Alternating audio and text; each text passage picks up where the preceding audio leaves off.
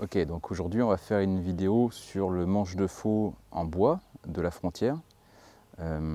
L'idée c'était de faire un manche de faux qui soit réglable et qui soit ergonomique, fabriqué en France. On a passé 3 ans avec Jérôme, qui est le menuisier qui fait les manches, qui est en Dordogne. On a passé 3 ans à travailler sur ce modèle-là, qui est inspiré des travaux de Peter Vidot. Alors Peter Vidot, je ne sais pas si vous connaissez, mais c'est une personne très intéressante qui a beaucoup écrit au sujet de la faux. On peut retrouver son site, je crois que c'est Site Connection. Et c'est lui notamment qui a parlé de cet angle de poignet, cette forme de poignet pour les faux, avec des angles très spécifiques. On en reviendra après. Je voulais juste vous montrer aujourd'hui comment est-ce qu'on utilise ce manche, comment est-ce qu'on le monte, comment est-ce qu'on met la lame sur le manche, et surtout comment est-ce qu'on la règle. Parce que pour qu'une faux fonctionne bien, il faut le geste, l'aiguisage, mais surtout le réglage du manche. Donc on va commencer tout simplement par faire l'état des lieux des pièces. Quand on reçoit le manche, on reçoit donc la tige. Donc là, on a 3 tailles, 140 cm. Donc sur le manche de 140 cm, c'est pour toutes les personnes qui font moins d'1,65 m. Et ce qui était intéressant, c'est qu'on a pu choisir de faire une tige plus fine. Donc on a un manche qui est plus léger. Puisqu'il est moins long, ça nous permet de le faire plus fin parce qu'on a moins de risque de casse lié à l'effet de levier.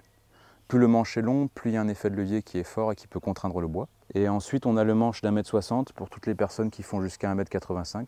Et ensuite, le manche d'1,80 m pour toutes les personnes qui font jusqu'à 2,5 m. Donc à chaque fois, ces manches-là, ils ont une forme qui est arrondie sur toute la longueur, sauf au niveau de l'assemblage des poignets. Donc les poignées, il y en a une qui est à peu près au milieu du manche et une qui est en haut du manche. Et si on a fait un arrondi tout du long, c'est parce que ça permet d'enlever de la matière. Donc ça permet d'avoir un manche qui est plus léger. Un petit détail sur le manche de 140 cm, c'est qu'on a choisi de faire des rainures vraiment tout du long. Parce qu'en fait, on se rend compte que c'est déjà un manche qui est plus léger que les autres vu qu'il est plus court et aussi qu'il est plus fin. Et ça permet beaucoup plus de choix de disposition des poignets. Si vous avez un enfant de 8 ans qui est assez débrouillard, vous pouvez très bien lui monter les poignets sur ce manche. Et pourquoi pas même scier le bout du manche si jamais c'est trop lourd pour lui. C'est tout à fait possible. Quand vous recevez le manche, vous recevez donc une tige, les 2 poignets, une clé Allen et 2 cales en bois. Là, je vais vous montrer comment est-ce qu'on monte les poignets. En gros, moi, ce que j'aime bien, c'est placer le haut de la poignée entre le nombril et l'aine. Pour que la vis rentre bien, il faut juste faire en sorte que cet écrou-là, il soit bien aligné avec le trou qui est ici. Donc pour être bien aligné, il faut simplement que l'empreinte de la vis soit alignée avec le trou par lequel on doit rentrer la vis.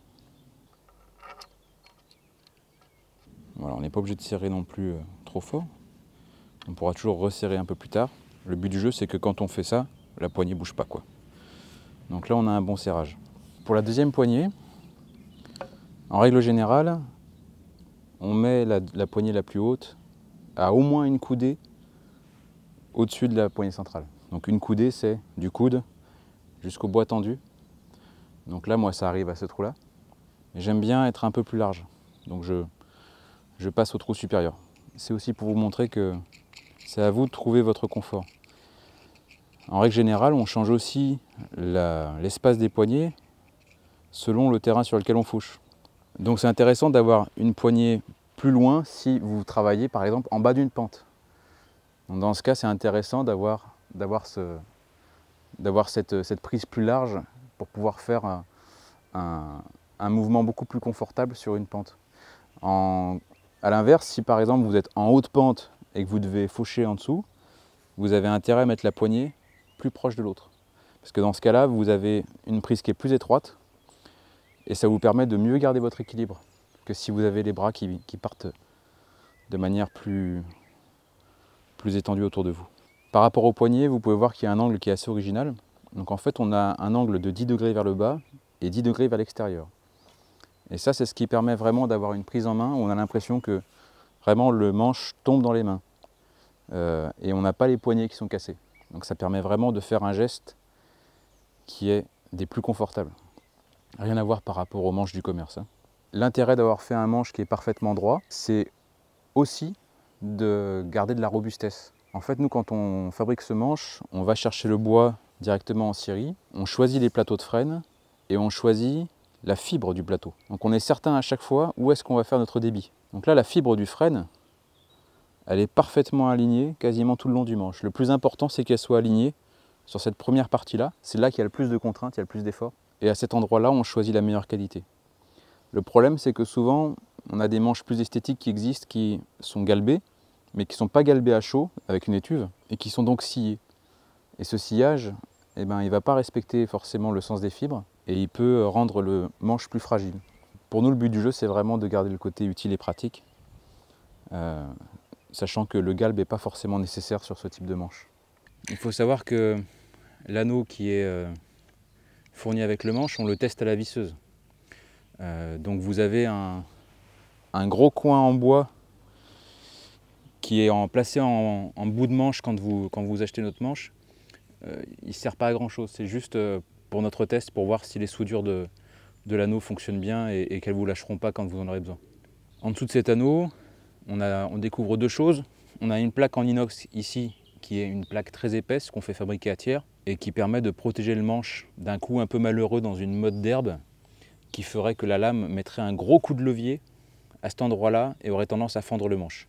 Et ensuite, ici, on a une pièce en cuir qui montre en fait l'endroit où l'anneau doit être placé, c'est ici. L'anneau doit toujours être placé en haut de manche, justement pour éviter que la lame ait trop de levier sur le manche. Et la pièce permet de protéger le bois du serrage. Donc là, je vais vous montrer comment on place la lame sur le manche de faux, c'est très simple. Donc la lame, elle a un ergot qui est présent sur la queue de la lame, c'est ça. On place l'ergot dans le trou du manche et on remonte l'anneau sur la bande en cuir. L'anneau, si possible, il faut vraiment le mettre le plus haut possible sur le manche. On va éviter de le faire dépasser du manche, ce serait dommage, mais juste qu'il soit à l'extrémité du manche, c'est-à-dire que cette partie-là se touche. Et ensuite, on va venir serrer les vis.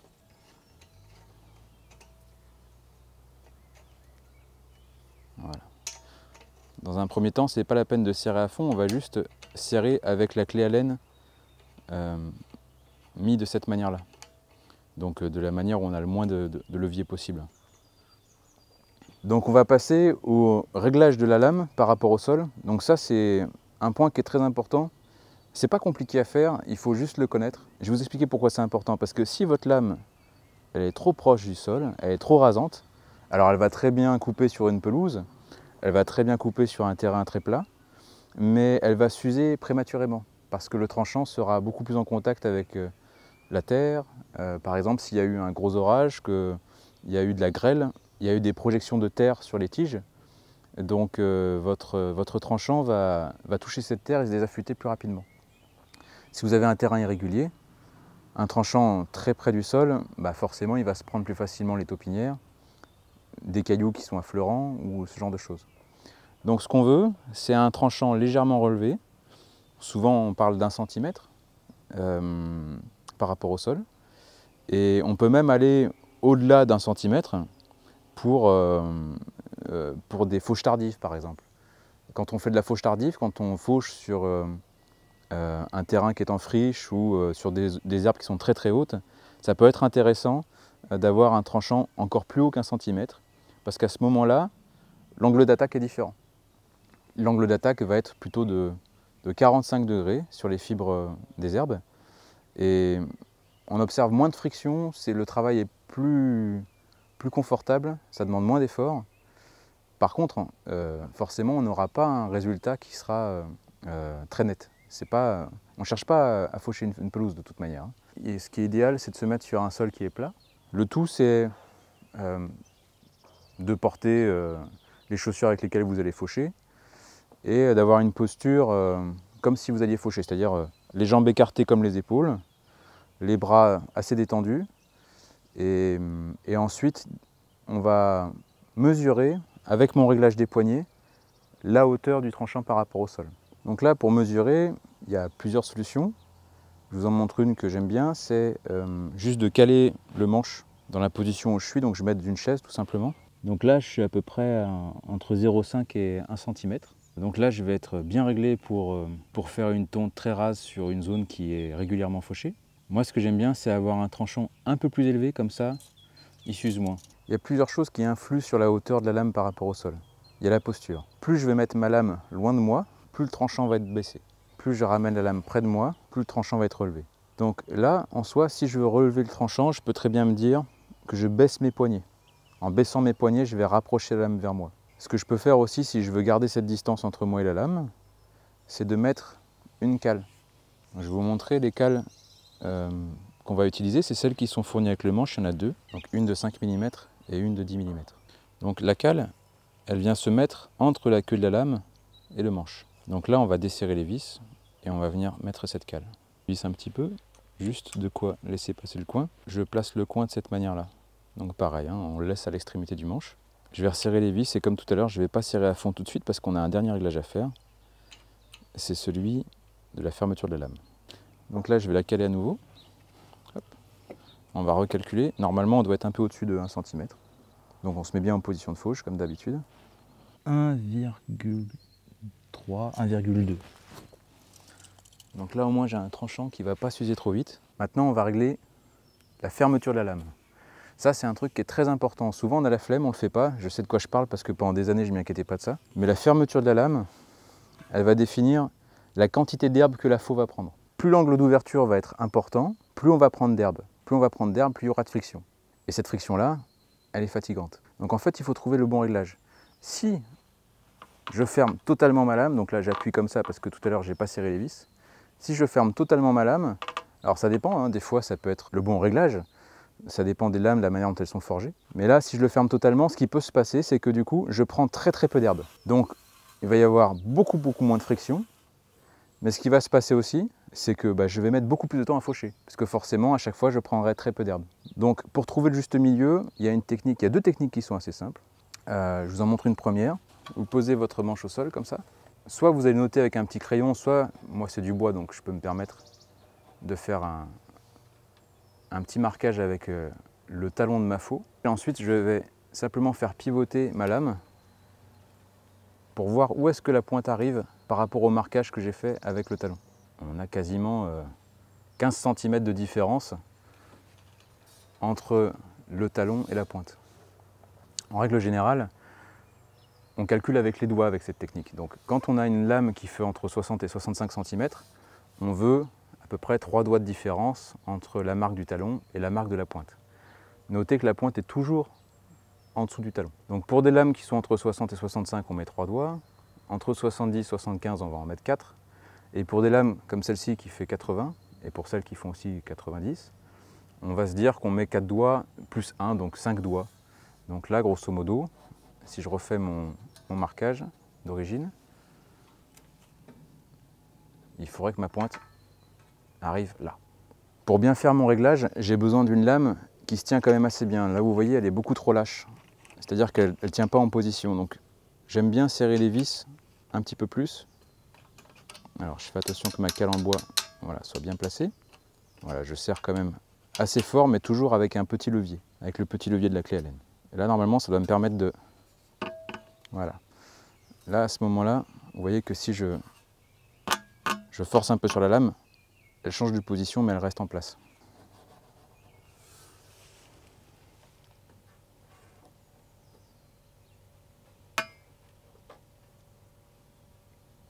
Ouais. L'autre méthode, c'est un peu plus simple. On a juste besoin d'une ficelle.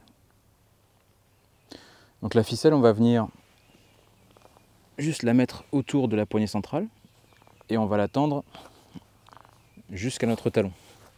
Et vous regardez où est-ce qu'elle se place par rapport à la pointe. Donc là, si je veux être bien réglé, je descends ma pointe par rapport au talon. Ça donne un angle qui est un petit peu plus fermé, que je trouve vraiment très agréable et avec moins d'effort. Pour le serrage, maintenant on veut garder cette position. On va utiliser le grand levier de la clé Allen.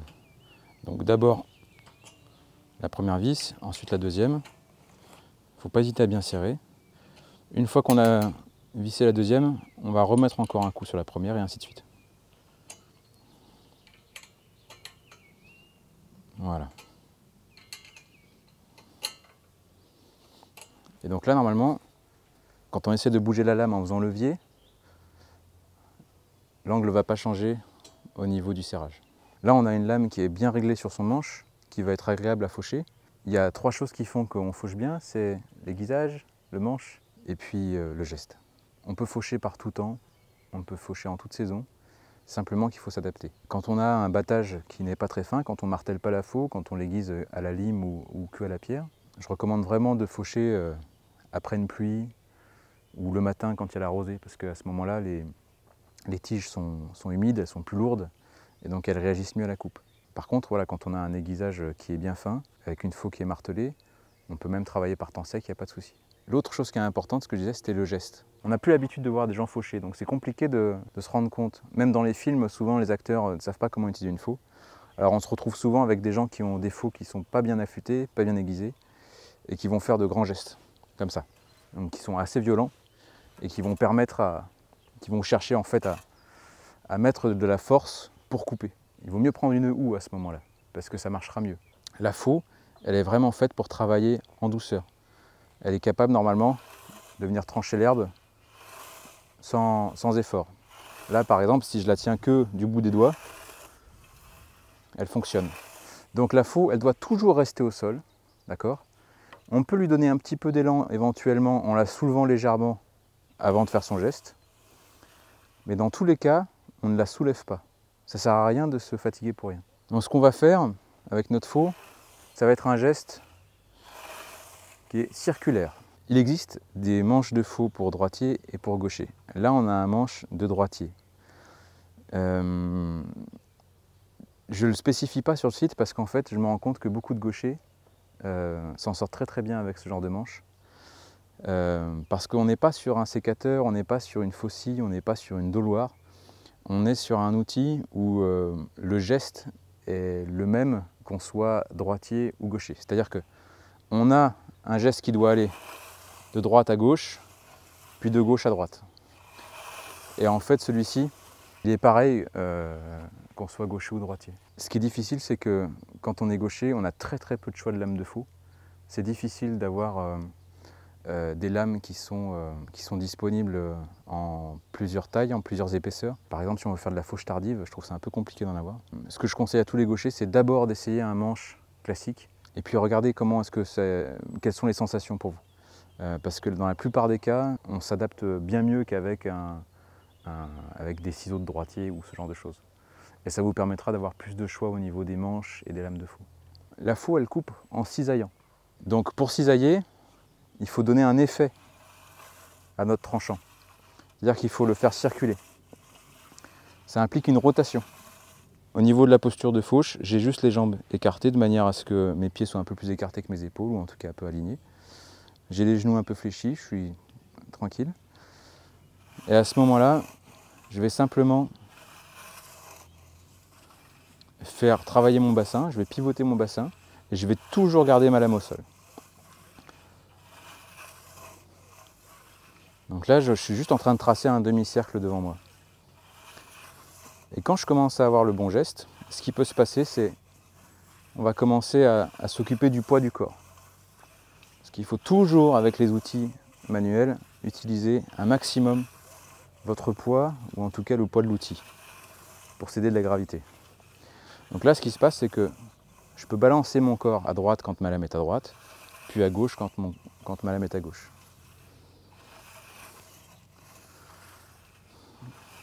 En faisant ça, on va relever un petit peu les pieds. Et petit à petit, on va commencer à piétiner. C'est-à-dire qu'on va avancer de quelques centimètres à chaque fois.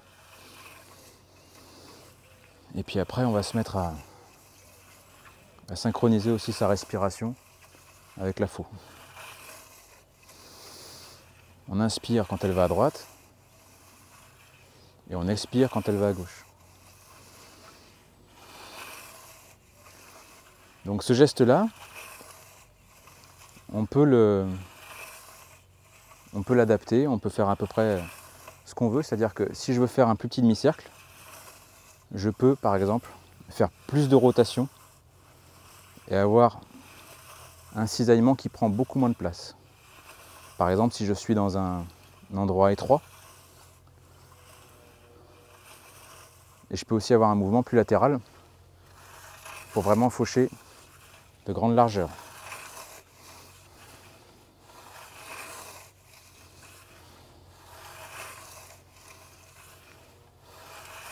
Voilà. Donc il y a une autre chose qui est importante, c'est de ne pas être trop gourmand. C'est-à-dire qu'on avance vraiment en piétinant. Si j'avance trop vite, je vais prendre trop d'herbe et ça va être fatigant. Le résultat ne sera pas joli.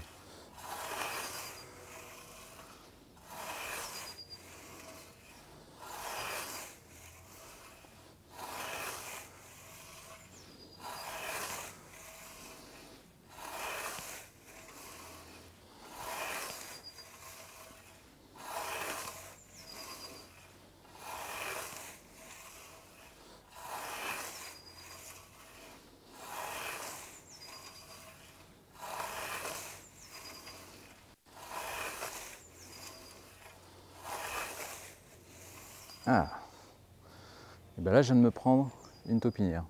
Alors ça c'est intéressant, justement on va pouvoir parler d'une autre chose, c'est la forme de la lame.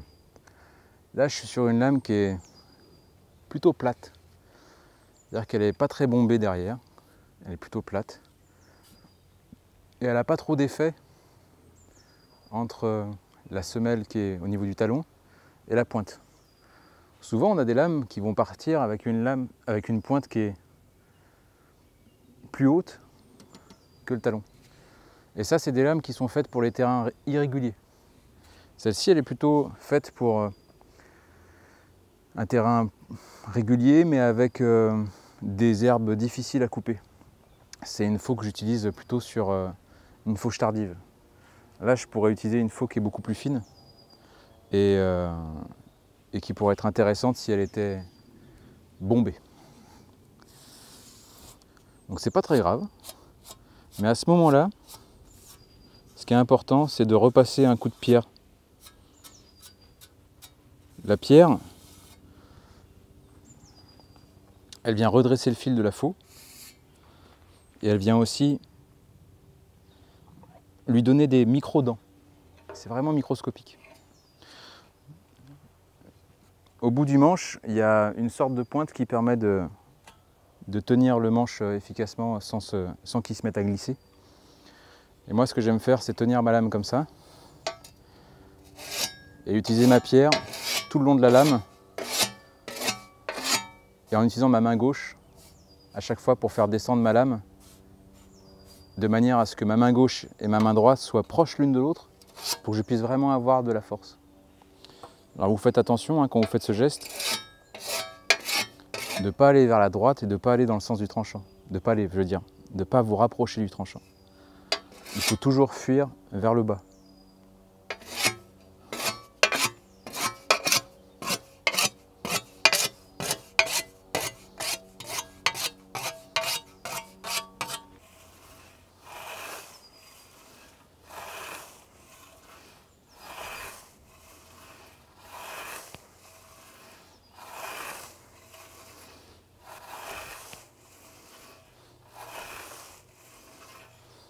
Un autre point important, c'est au niveau des pieds.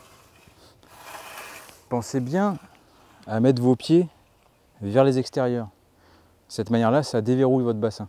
Alors, je m'y connais pas trop au niveau du sport, du corps, etc. Mais tout ce que je peux vous dire, c'est que quand on met les pieds trop parallèles, ça fait plus de torsion au niveau des genoux, c'est pas agréable. Quand on met les pieds vers les extérieurs, on ne ressent aucune gêne. Quand on fauche,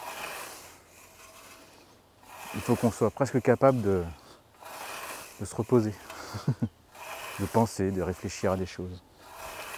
Si on travaille de manière à ce qu'on soit en train de souffrir, c'est qu'à un moment donné, il faut s'arrêter, vérifier le réglage, vérifier l'aiguisage et recommencer.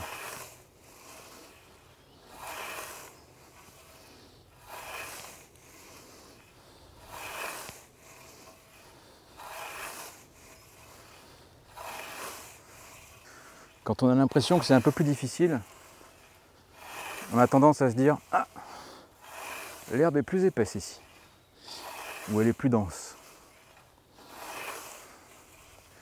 Et bien souvent, c'est le moment de s'arrêter et de mettre un petit coup de pierre. On peut prendre l'herbe qu'on a fauchée, placer la main sur la côte de la faux. La côte, c'est ça, c'est ce qui lui donne sa rigidité. Et on va enlever la plupart de l'herbe comme ça. Et ensuite, on peut enlever comme ça, en faisant bien attention à ses doigts. C'est important de l'enlever parce que si de l'herbe se met entre votre pierre et votre acier, ça ne va pas aiguiser correctement. La pierre, ce n'est pas une contrainte. Vous pouvez la passer autant de fois que vous voulez. Dès que vous avez un doute, dès que vous sentez que c'est fatigant. Et puis quand vous vous rendez compte que la pierre ne change plus grand chose à votre efficacité, alors c'est peut-être le moment de battre votre faux.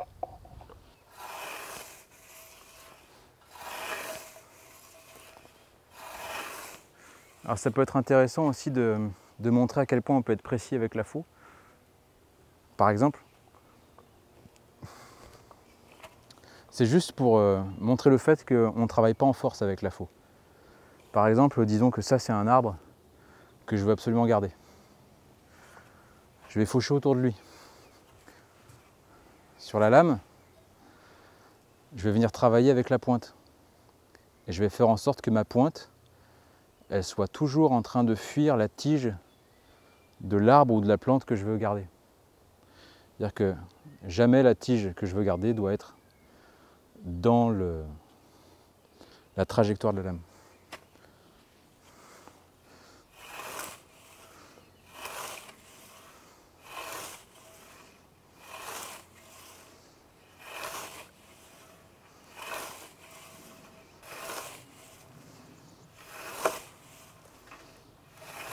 Je peux même venir m'appuyer avec la lame. C'est-à-dire que je peux m'appuyer comme ça. Je sais qu'à ce moment-là, je ne risque pas de couper ce que je veux conserver.